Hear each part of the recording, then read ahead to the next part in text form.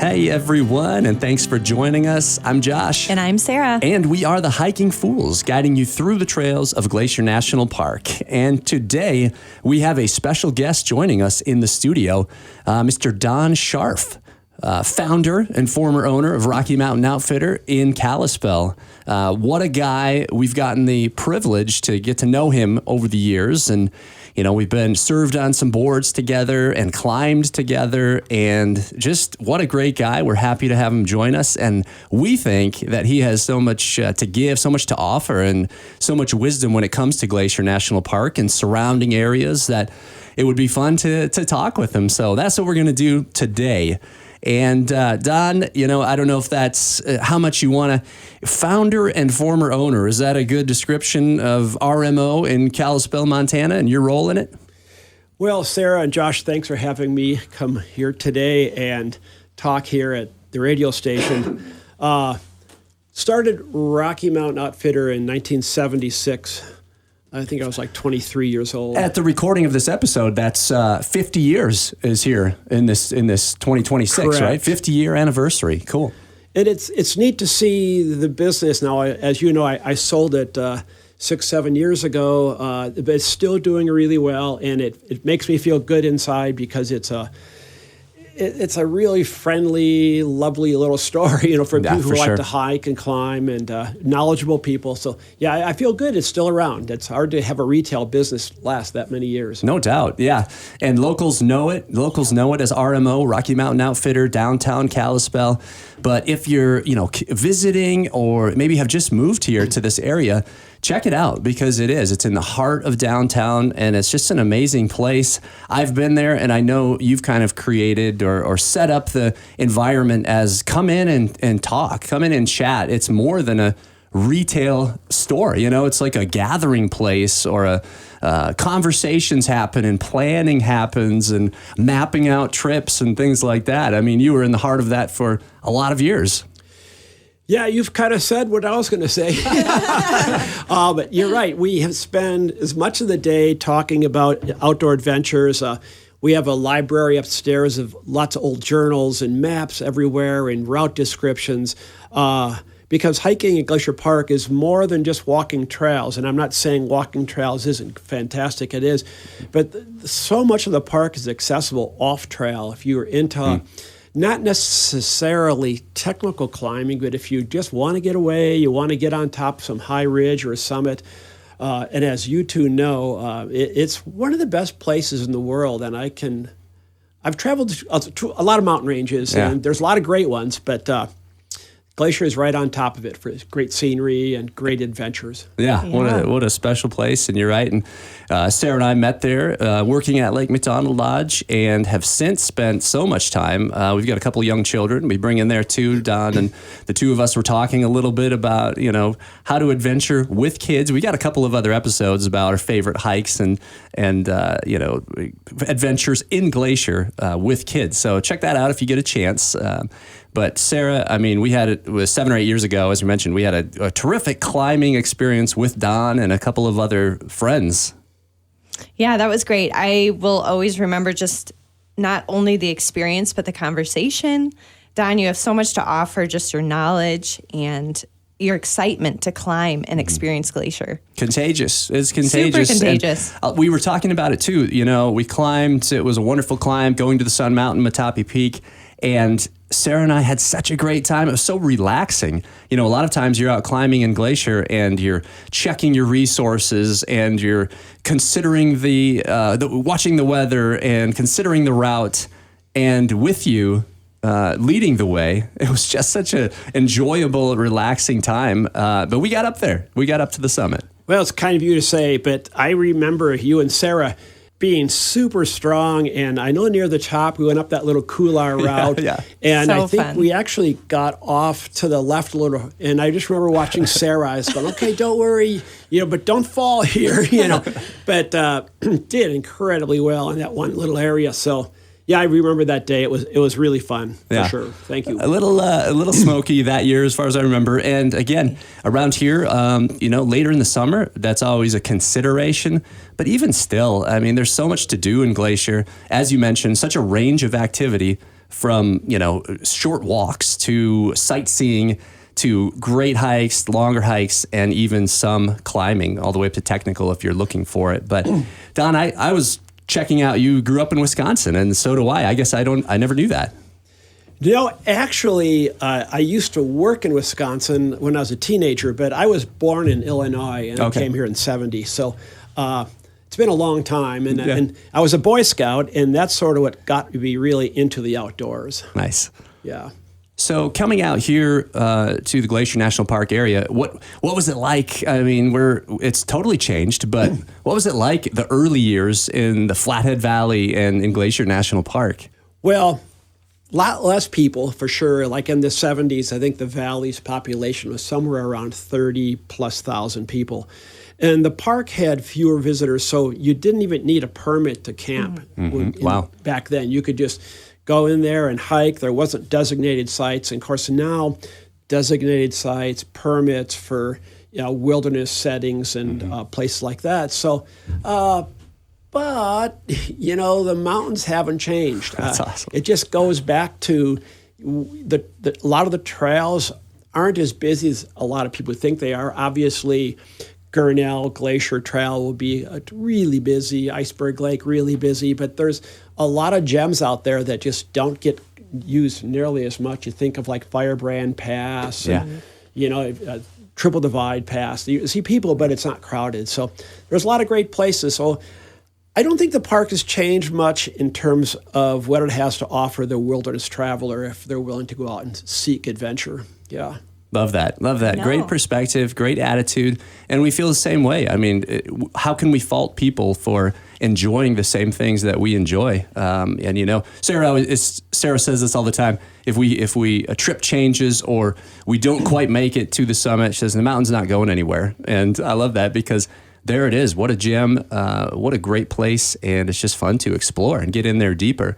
I'll ask you, is there some, backcountry traverse or some kind of longer trip, or as you mentioned, the backcountry site that is really memorable for you? Yes, there's when you say a traverse, maybe I'll touch on some of these things we've done in the winter because it's January now, and I found Glacier Park in the winter to be a really exciting, a great time to be there. So one trip we did with a guy named Orrin Weber, as him and I, we took a canoe across the North Fork of the Flathead River up there by the Wirtz cabin. And then we skied over to the access road to Kintla Lake. And then we got to Kintla Lake, we put ice skates on, and we ice skated Kintla Lake, carrying our skis and everything. And then we hiked and skied to Upper Kintla, ice skated that, and then put on alpine touring skis and skied up to the Agassiz Basin, set up a camp there, and then climbed Kintla Peak. And it sounds like, it's really hard and everything, but I tell people, climbing Kintla Peak in the winter is a lot easier than it is in the summer. Huh. There's like no bugs. You're on skis, and so you cover a lot of terrain, and we skied not off the summit, but really close to it. And imagine just gliding all the way down to Upper Kintla Lake where we spent the second night.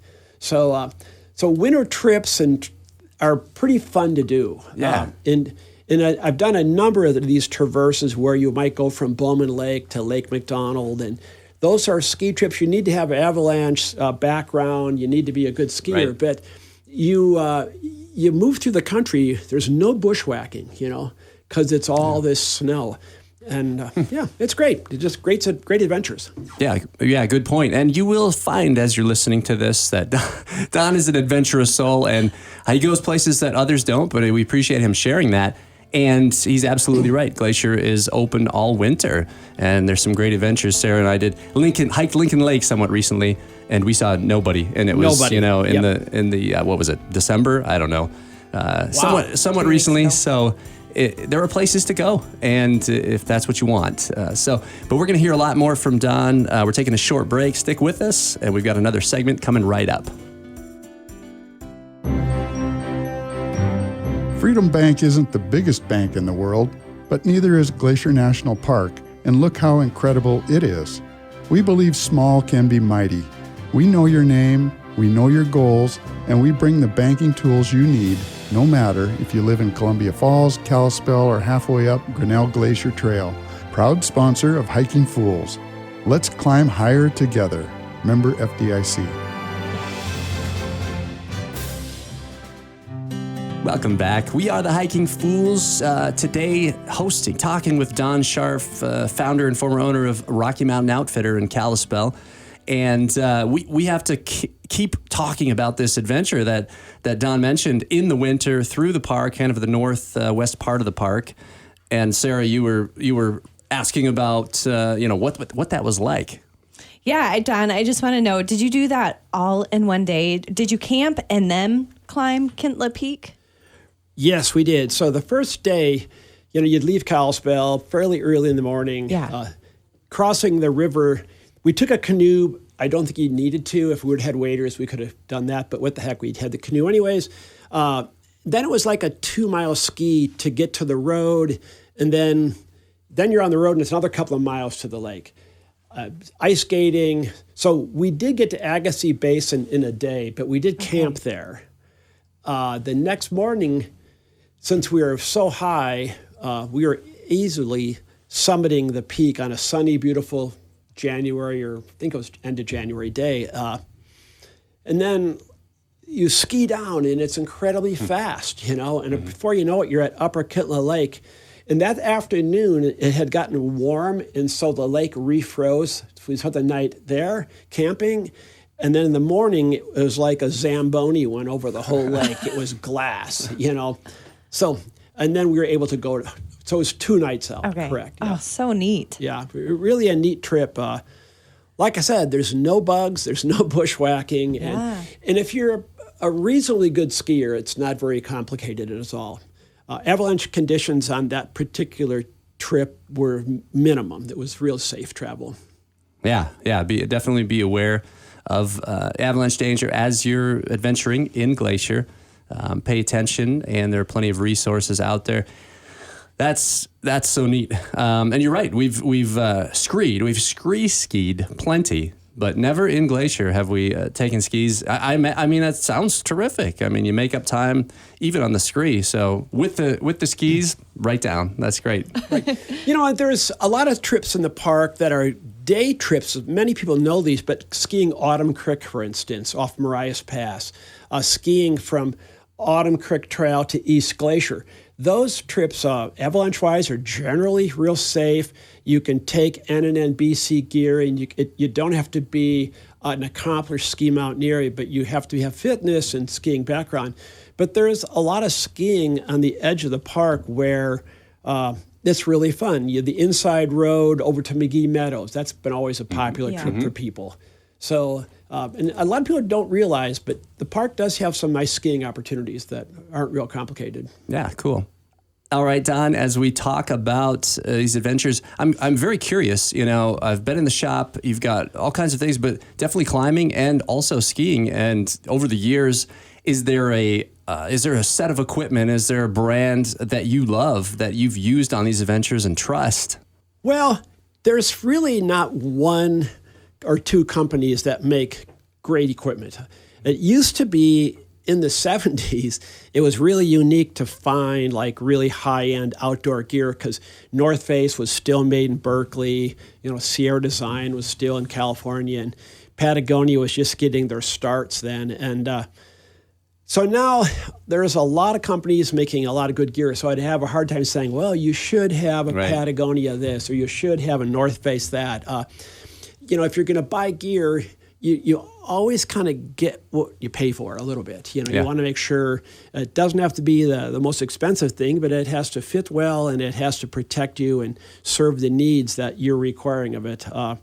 And going to RMO, I've always bragged, but if you go there, we know the gear and we can direct you, I feel, into something that you can afford and that would work for you in the backcountry. But one gear company or two, I'm not sure, Josh, you know, we all develop bias, right? Yeah, right. And we're not endorsing anything here. No, right. But that makes sense. And you said it. I remember moving here from the flatlands, and I had, Sarah had been here the year prior, so she actually guided me pretty well. But I had cotton T-shirts and, shoes without laces, kind of slip-ons, and, hiking up Mount Brown thinking there's got to be a better way. And so each piece of equipment, you said it. I mean, it seems if you just go out there and outfit yourself and all the most expensive stuff, that's probably not necessary. But when you have a specific adventure, the right equipment makes a lot of difference. Absolutely. I mean, talk about Mount Brown. Yeah, you might have gone up with a pair of just lightweight running shoes on, but coming down would have been a bear. It's 4,000 feet of descending, and like trekking poles, things like that people think are for old people, but that's not true. I started using trekking poles back in the 80s when I climbed Denali. I ran into these two Europeans, and they were well dialed in with them, and ever since then I use them all the time. So yeah they're great. That sounds familiar, right? Yeah. We used to kind of poke fun at it. I'm like, hey, I got 2 legs. That's good enough. But look around at the wildlife. They're all on 4, and it makes a lot of sense getting through this terrain. But yeah, it's good to have the right stuff. And so just consider that as you're heading out there in Glacier. I forgot that you had climbed Denali. You've also been up Rainier, right? Yes, I have. Okay. Yes. Yeah, a few routes on Rainier. And, okay. I've climbed a lot of peaks in the park, maybe 80 to 90% of them, but it was never my intention to climb every single peak in the park, where I have a handful of friends that have done it, and it's quite a feat when you think of it, every peak.